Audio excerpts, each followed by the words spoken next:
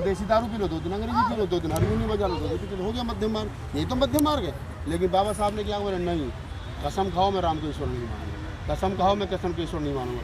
तो बुद्धिस्ट होना आसान है, अम्बेडकरवादी होना कठिन है। जापान कभी आप जाओगे देखना, थाईलैंड कभी जाओगे घूमना, तो आपको वहाँ का बौद्ध भिक्षु सिगरेट पीता रोड पर मिल जाएगा। वहाँ का बौद्ध भिक्षु दारू पीता है। भारत के अंदर बाबा साहब डॉक्टर अम्बेडकर ने कहा कि अगर आप बुद्धिस्ट हैं तो आपको व्रत लेना पड़ेगा कि आप शराब नहीं पिएंगे। ये बौद्ध भिक्षुओं के लिए नहीं है, ये आम लोगों के लिए भी। बुद्ध ने एक का बात कही कि समय परिवर्तनशील है, तो लोगों ने उसका दूसरा मतलब निकाल लिया। ठीक है, उस समय पर स्थिति नहीं थी कि हम लोग शराब ना पिएँ, आज हमारे पास पैसा तो पिएंगे, समय परिवर्तनशील है। तो मेरा कहने का मतलब आपसे यह श्रीमान जी, बाबा साहब डॉक्टर अम्बेडकर को पढ़िए, बाबा साहब को समझिए, और पढ़िए मत समझिए भी, यहाँ से उतारिए भी दिमाग में। जब आप बाबा साहब को पढ़ लेंगे तो फिर आपको बुद्ध का धम्म आसानी से समझ में आ जाएगा। बाबा साहब डॉक्टर अम्बेडकर वो चीज़ है या वो शख्सियत है कि जिनको समझना और जिनको समझाना उतना आसान नहीं। मैं तो अभी आपको 2-3 मिनट में जो 4 में बात बता सकता हूँ वो मैंने बताई आपको। तो मेरा कहने का मतलब यही है आपसे, पैसा कमाइए, खूब पैसा कमाइए। मैं चाहता हूँ मेरा कोई आदमी गरीब नहीं रहे। और बुद्धिस्ट अगर आप हो और फिर भी आप गरीब हो तो उसका मतलब बुद्धिस्ट नहीं है।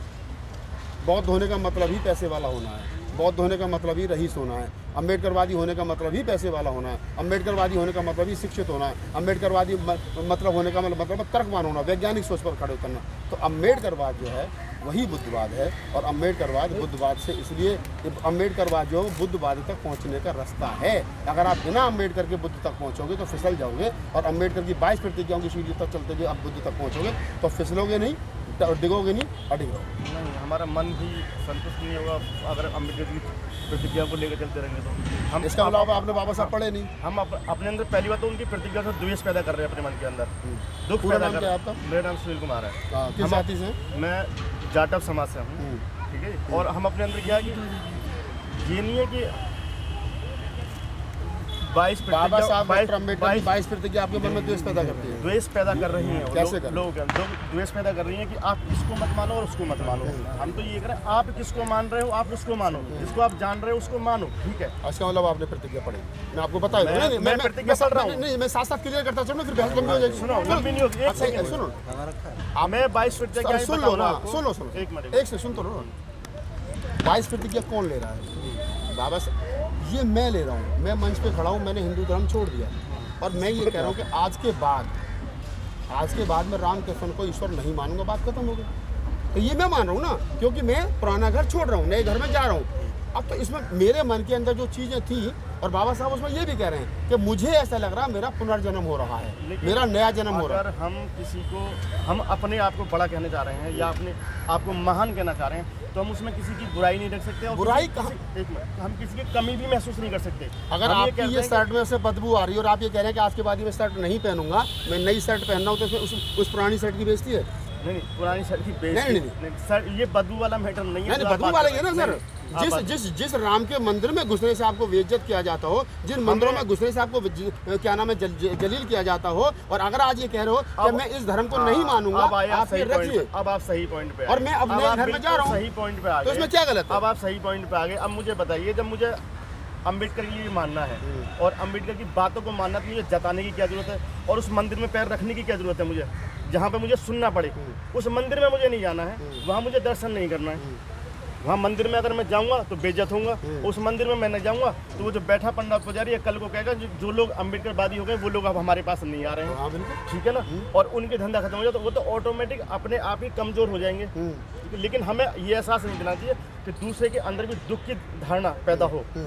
हम ये कहते हैं कि भाई तुम्हारे ब्रह्मा विष्णु महेश नहीं है, पैदा ही नहीं हुए हैं, और ये सब झूठ और कपाड़ है, हम कह सकते हैं ये बात, और है भी कि नहीं भी है, ठीक है ना। आप ये कह देंगे कि ये तो पैदा ही नहीं हुए हैं, ओरिजिनलिटी इनके अंदर है नहीं, क्योंकि साइंटिफिक कहीं भी प्रमाण नहीं मिलता है, आप ये कह सकते हैं सिर्फ। लेकिन मैं कहता हूँ इस भाव के कहने से हमारे सामने जो इस बात को मान रहा है उसके दिल पर ठेस जाएगी। जब ठेस जाएगी उसके मन पर, तो किसकी भावना जा रही है? मेरी भावना से। जब मैं किसी की भावना को ठेस दे सकता हूँ तो मैं बुद्धिस्ट कैसे हो सकता हूँ? अच्छा, मुझे हजारों सालों से जो आप कह रहे हो कि अगर मैं किसी की भावना को ठेस पहुंचा रहा हूं तो मैं बुद्धिस्ट कैसे हो सकता हूं? आपकी बात ठीक है, आप उनकी भावना है, आपकी भावना नहीं, मेरी भावना है। अब यही रुक जाइए। आप ये कह रहे हो कि अगर मैंने ये कह दिया कि मैं रामकृष्ण को ईश्वर नहीं मानूंगा तो उनकी भावना ठेस होंगी, ठीक है। आपको इस देश के अंदर जाति के आधार पर आपकी बहन बेटियों के बलात्कार किए गए, आपकी बहन बेटियों को देवदासी बनाया गया, आपके साथ में शोषण हुआ, अत्याचार हुआ, आपके पीछे झाड़ू बांध दी गई, आपके गले में हांडी लटका दी गई। और आज भी आज़ादी के 75 साल के बाद में बाबा साहब डॉक्टर अम्बेडकर की मूर्ति को रात के अंधेरे में तोड़ दिया जाता हो, जो मूर्ति किसी को नुकसान नहीं पहुँचा रही है लेकिन वो विचार बन चुकी है, तो क्या आपकी भावना नहीं है? अगर आप दूसरे की भावना का ध्यान रखते हो तो आप, मैं कहता हूँ कि अम्बेडकरवादी बुद्धिस्ट होना कठिन है, बुद्धिस्ट होना आसान है। बुद्धिस्ट हो तो किसी की भावना को ठेस मत पहुँचाओ, लेकिन अगर आप अम्बेडकरवादी बुद्धिस्ट हो, काशीरामवादी बुद्धिस्ट हो, तो आपको ये तय करना पड़ेगा कि जैसा कि काशीराम साहब की कोटेशन है ना कि हमको तैयारी तो बैलेट की करनी है लेकिन इंतजाम बुलेट का भी रखना है। अगर इस देश के अंदर उस समय 183 ईसा पूर्व में ब्रदरथ के समय पर उस समय के बौद्धों ने हथियार उठा लिया होता तो यहाँ हिंदू राज नहीं होता, लेकिन वो भक्ति में लगे रहे, वो मेडिटेशन में लगे रहे और दूसरे लोगों ने कत्लेआम कर दिया। तो मैं ये कह रहा हूँ कि मैं किसी को मारने की बात नहीं कर रहा हूँ। बुद्ध ने कहा है ना कि अगर मेरे ऊपर आक्रमण होगा तो मैं बिना कारण हत्या नहीं करूँगा, लेकिन अगर मेरे ऊपर आक्रमण होगा तो फिर मैं शांत नहीं बैठूंगा। ये बुद्ध का संदेश है ना। सुरा में क्या नाम है, मैं क्या नाम है, अकारण मौत नहीं करूँगा, मैं अकारण किसी को दुख नहीं पहुँचाऊँगा, पंचील में आता है ना ये। तो अगर ये आ रहा है तो अकारण नहीं पहुँचाऊँगा ना, लेकिन अगर कोई मुझे मेरे कान पर थप्पड़ मारने का मैं तो बुद्धिस्ट में किसी की भावना उठे नहीं पहुँचाऊँगा, तो ये तो नहीं हो सकता। अगर इस देश के अंदर उन 12% 14% लोगों की भावनाएं हैं तो इस देश के 88% लोगों की भी भावनाएं हैं। अगर इस देश में हज़ारों साल तक हमारा शोषण अत्याचार हुआ है, जो लोग हैं और 85% जो लोग हैं और जो 15% की हम बात करते हैं एक तरीके से, ठीक है ना, उनके अंदर एकजुटता है, उनके पास पैसा है और उनके अंदर एकजुटता ऐसी है कि उनके समाज के किसी आदमी के ऊपर अगर कोई बलात्कार उनमें से कोई बलात्कार करके भी आया है और उस पर आरोप लग रहा है तो उसके 15% के 15% पूरे शहर में, पूरे क्षेत्र में और पूरे देश में खड़े हो जाते हैं उसे बचाव के लिए। इनका तो कर्म रहा है ये, ठीक है ना, कमज़ोर को शोषित करने का इनका कर्म रहा है। लेकिन हमने इस चीज़ को पहले सहने में डाल रखा था, लेकिन अगर हमें सहना नहीं है तो हमें भी तो उठ के एक साथ इकट्ठा होना होगा, खड़ा होना होगा, अपनी आवाज़ भी इतनी मजबूत करनी होगी जिससे कि सामने वाले को दब ना पड़े। अगर 85 लोग यहाँ खड़े हों और 15% आगे हम पर दबदबा दिखा दें, ये संभव है क्या? लेकिन आप 85% कहने के लिए हैं और हम 5% भी नहीं हैं। अच्छा, अब मुझे एक बात बताइए, हम क्यों नहीं 5%? हम 15 के पीछे 5 इसीलिए मारे जाते हैं। सुन लीजिए ना, मैं अब आपकी बात के जवाब दे रहा हूँ, साथ के साथ लेते चलो। इस देश के अंदर पिछले 50 सालों में बता दो ब्राह्मणों ने कोई आंदोलन किया हो? ब्राह्मणों ने कोई आंदोलन किया हो? ब्राह्मण, हाँ, ब्राह्मणों ने पिछले 50 साल में कोई रोड पे आंदोलन किया हो? मुझे बता दो ठाकुरों ने कोई आंदोलन किया हो? मैं बताऊंगा, आंदोलन बताता हूँ। बताओ। आंदोलन करने की उनकी एक नीति है, वो हमें पहचाननी पड़ेगी। उसमें जो आंदोलन जो वो करते हैं वो खुद नहीं करते, हम में से ही पकड़ते हैं और उन्हें खड़ा करते हैं और हमसे ही हमें लड़ा देते हैं। मैं जो कह रहा हूँ, आप मेरी बात नहीं समझ रहे। इस देश के अंदर पिछले दिनों ये सवाल खड़ा हुआ कि ब्राह्मण, उत्तर प्रदेश में खासतौर से सवाल उठाया गया कि ब्राह्मण जो है वो योगी सरकार में उनके साथ शोषण अत्याचार हो रहा है। तो क्या ब्राह्मणों ने कोई आंदोलन किया? इस देश के अंदर 10% सवर्णों को आरक्षण दिया गया तो इसके लिए सवर्णों ने कोई आंदोलन किया? क्या इस देश के अंदर 15% लोगों ने अपने हकों के लिए कोई आंदोलन किया? नहीं किया। अब क्यों नहीं किया?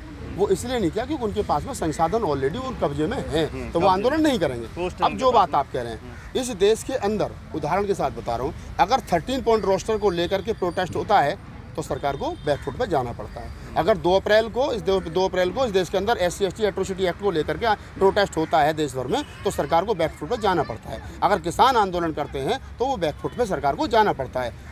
एकजुटता का जो सवाल है, आज मैं ज़्यादा बड़ी बात नहीं कर रहा, प्रधानमंत्री मोदी जी को कह दो, जो उनके निजी लोग हैं, कि आप एक रैली करके दिखाओ पूरी ताकत लगा करके। कितने लोग आएंगे आप देख लेना। एक तरफ मायावती को बोल दो कि आप पूरी ताकत के साथ एक रैली करके दिखाओ। वो प्रधानमंत्री हैं, देश में पूरा सिस्टम उनके हाथ में है और उनके भी लोग गिन लेना और मायावती के भी लोग गिन लेना, आपको पता चल जाएगा लोग किधर ज़्यादा है। दूसरी चीज़, अब सामाजिक मूवमेंट पे आ जाते हैं। चंद्रशेखर रावण, मैं किसी का विरोध नहीं करता, सबका अच्छी बात कि सबका समर्थन होना चाहिए। चंद्रशेखर रावण अगर आज भी रोड पर निकले, आज यहाँ से निकल जाए तो शायद हो सकता है 100 गाड़ी आगे 100 गाड़ी पीछे, ना MP है, ना MLA, ना निगम पार्षद, ना पार्षद, तो कुछ नहीं है, एक सोशल एक्टिविटी करता है, तो उसके साथ हो सकता है 1000-2000 आदमी, 4000 आदमी जहाँ जाता है इकट्ठे हो जाते हैं। मुझे ब्राह्मणों में, ठाकुरों में, क्षत्रियों में एक नेता बता दो जिसके आह्वान पर, सोशल एक्टिविस्ट के आह्वान पर क्या नाम है, वो 200 आदमी इकट्ठे करते, नहीं कर पाएगा। क्यों? क्योंकि वो आपके कंधे पर बंदूक रख कर चलाता है।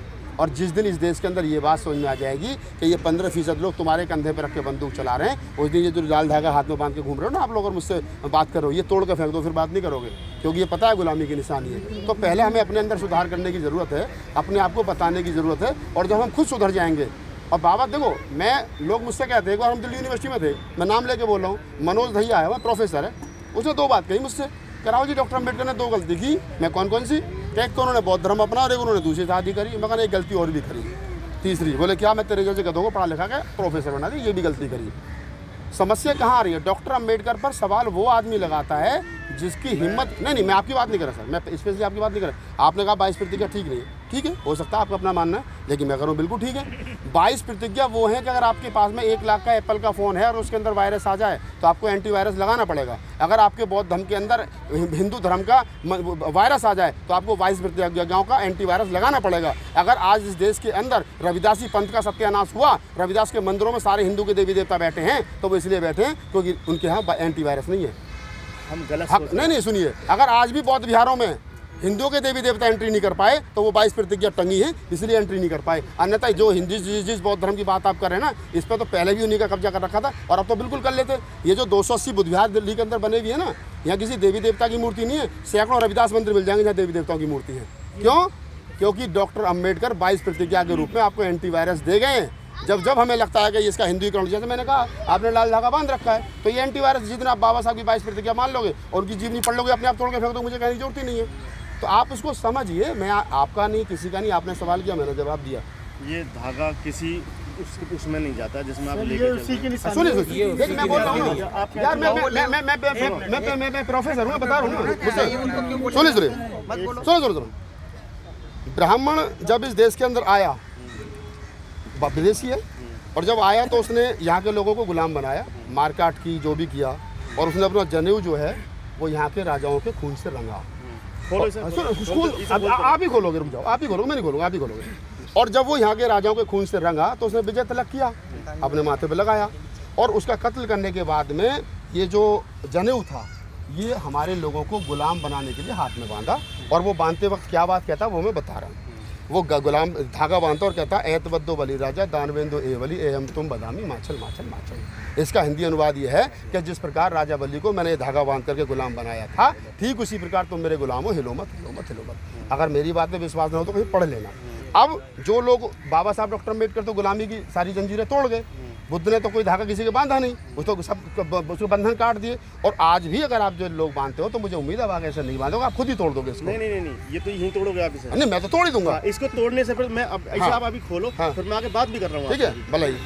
और अब मैं आपको मंदिरों पर लेके जाता हूँ, ठीक है ना? खोल तो दो, मुझे एक भी मंदिर ऐसा बताओ जो हिंदुओं का है हिंदुस्तान के अंदर और जो 2000 साल पुराना है। भारत के हिंदुस्तान, चलिए पूरे भारत के अंदर एक भी मंदिर यहाँ हिंदुओं का नहीं है। उन्होंने बौद्धों के मंदिर पे कब्जा किया, उनको तोड़ा और अपनी विरासत। अब मैं आपको एक बताता हूँ, इनकी जो नीति है ब्राह्मणों की, उस नीति पे भी आया हूँ मैं आपके लिए। ब्राह्मणों की नीति है, ब्राह्मण भी किसको पूज रहा है? बुद्ध को पूज रहा है। ये आप कहोगे नहीं और आप जान नहीं पाओगे, जानोगे जब इसको पढ़ लोगे आप, ठीक है ना? बुद्ध ही शिव है, बुद्ध ही विष्णु है, बुद्ध ही महेश है। और इसका प्रमाण है, ठीक है ना, इसका प्रमाण है जहाँ उन्होंने ब्रह्मा को, मैं समझ गया आप क्या कहना चाह रहे हैं, उन्होंने स्थापित किया पहले बुद्ध, जहाँ बुद्ध को ब्रह्मा बनाया उन्होंने, जहाँ बुद्ध को इन्होंने विष्णु बनाया, जहाँ बुद्ध को इन्होंने शिव बनाया, वो जगह मौजूद है, प्रेजेंट है। बाबा साहब ने खुद कहा है कि अगर मुझे मौका मिलेगा तो मैं स्थापित कर दूंगा सारे बुद्ध विहार हैं, वो सारे बुद्ध विहार हैं। और जो आप कह रहे हो कि 85% के लिए इन लोगों के लिए मंदिरों में एंट्री क्यों नहीं थी? वो इसीलिए नहीं थी कि अगर ये उस समय भी अगर ये इनको एंट्री दे देते, वहाँ पे लिखा होता है कि शूद्रों को एंट्री करना मना है मंदिरों के अंदर। अगर ये लोग वहाँ एंट्री कर जाते तो कहते सारे सीधे कहते ये बुद्ध है, ये तो शिव है ही नहीं, ये विष्णु है ही नहीं, ये तो शिव है, ये तो ब्रह्मा है ही नहीं, ये तो शिव है, ये तो सिर्फ क्लियर हो जाता है। ब्राह्मण जो पूज रहा है, लेकिन ईश्वर एक है, ये मानते हो? अल्लाह भी नहीं मानता। मैं कह रहा हूँ आप मत मिलो कभी ईश्वर, मिला हूँ, मिले हो कभी? मिलूंगा, मैं बताऊंगा, मिलना बताऊंगा। कहाँ है ईश्वर? कहाँ है ईश्वर? जो वर्ड है, भगवान जो है वो एक है। कहाँ है भगवान? ईश्वर कहाँ है भगवान? जो आपको आवाज दे रहा है। नहीं, ये तो नेचुरल है, नेचुरल नहीं है ये। 75 रुपए के कारतूस में 1 मिनट में ईश्वर खत्म हो जाएगा। यहाँ रखते हैं, काम खत्म। 75 रुपए के कारतूस में, राइफल के में, 150 रुपए के राइफल के कारतूस में आप मेरे रखोगे, मैं आपके रखूंगा, भगवान खत्म। भगवान खत्म ना, भगवान खत्म। तो ये हुआ ना कि भगवान है नहीं है ना, जिसको भगवान कह रहे हो, जिसको आप कह रहे हो, जिसको आप कह रहे हो कि ये भगवान है, तो अगर आप इसको भगवान मार तो मैं आपके भगवान को मार रहा हूँ, बात खत्म हो गई। भगवान तो मरना नहीं चाहिए।